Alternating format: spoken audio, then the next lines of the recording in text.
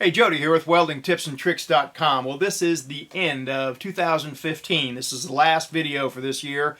Let's get into this week's video, and if you would, leave your comments on what you'd like to see in 2016. Now, I was supposed to shoot some dual shield flux core videos about a week ago. I got sick as a dog, and I had to cancel. I had to call everybody and cancel. Andrew Carden was supposed to come in and shoot, and we were going to tag team, and I was looking forward to that. It just didn't happen. I was so sick. But I'm better now. Feeling much better. Thank you very much.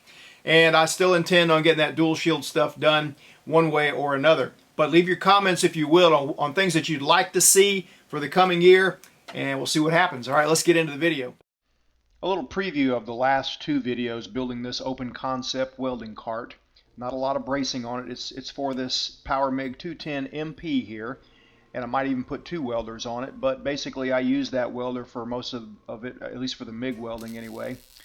And so, you know, there were a few little gaps here and there, but 18 volts, 230 inches a minute on 030 wire did the trick.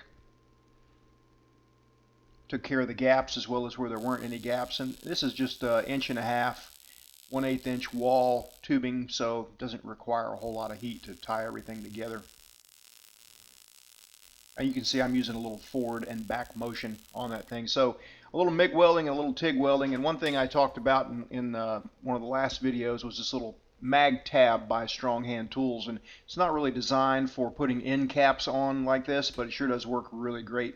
And that way you don't have to hold it with one hand and tack it with the other. So keeps you from burning your little fingers and everything. Super handy little product. And I TIG welded those on. In this case, I was using an ER70S6 1/16 diameter. That's 1.6 millimeters. And about 90 amps. And I was just using the torch switch with no foot control, so it just had a little 1-second downslope taper off there. And that catches us up. Now I've got to do a little plasma cutting today, and I'm using this AHP Alpha Cut 60. It's a 60 amp plasma cutter. You can see them on Amazon and learn about the pricing and all that stuff on there if you're interested. It's a fairly inexpensive plasma cutter and 60 amps. So I'm giving it a go today. And this isn't testing it very hard, but I've got to cut this aluminum tread plate here. This is the decking that's going to go on that welding cart. So I'm cutting 3 pieces for shelves, and I've just got a piece of aluminum angle clamped to it for a guide. And the reason I'm cutting it on the rough side, it would cut a lot smoother from the other side, but just like a skill saw, there's typically, especially on aluminum, it leaves a rough edge, and so you get a better edge on the shiny side, even with those little dimples, the little treads kind of interrupting the pull. It still came out pretty good. And incidentally, I always pull.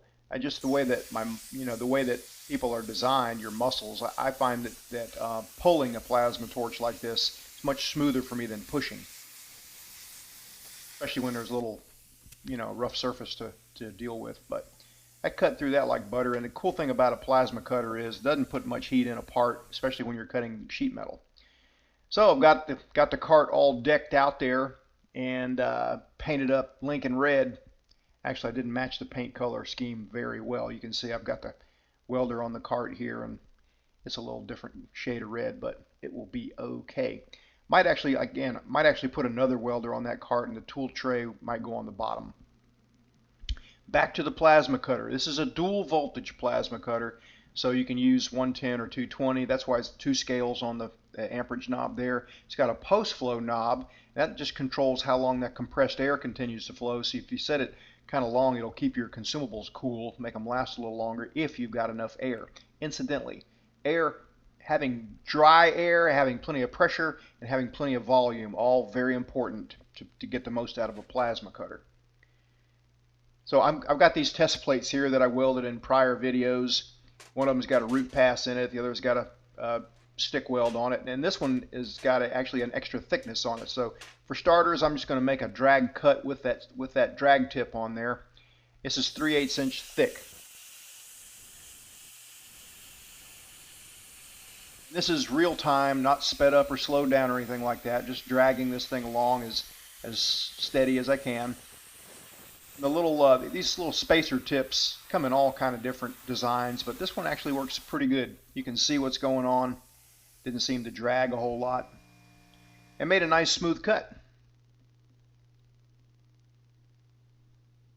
Let's cut the thicker piece now. Again, this has got a weld on it and a backer space, so it's 3/8 plate plus a 1/4 inch thick backer plate plus some weld reinforcement on the other side.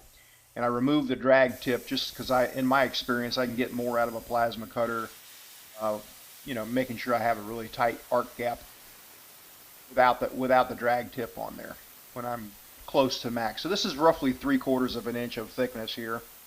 And again, I'm going along, real time, not speeding things up or slowing things down with the camera software here. It's just like using a cutting torch. You want to go as fast as you can without skipping and losing the cut. If you have to beat something apart when you're done, you either skipped and lost the cut, or you went too slow where the slag or dross actually melted back together. In this case, just a nice slow travel speed, got through it, and again, not too shabby. It's all about having, again, adequate air pressure, dry air, and plenty of volume. Now, I did not have a dryer on here, and watch when I pull this thing loose, the quick disconnect here, get a nice little mist. That tells me I've got plenty of moisture in the air, so I'm going to have to hook a dryer up to that, most definitely. Okay, enough of the plasma cutter there. I'm done with the cart. Let's take a quick look here at the PlasmaCam. This is the first run on the PlasmaCam, and they tell you to just do your own logo or your own sign for your first project. So that's kind of what I'm doing here. My son Jake drew this up a few years ago, and we use this logo on our websites, and so that's what we're going to cut today, just on 18 gauge steel. This triangle shaped pattern here. This is just a drop from actually it's what's left over from making the downshoot on this thing. This is real-time speed here too. It's just zipping along. Thin sheet metal like this, your travel speed is super fast on a PlasmaCam. And there is the finished product. By the way, I forgot to mention, I hope you and your family had a very Merry Christmas, and I hope you have a happy and prosperous New Year. See you next time.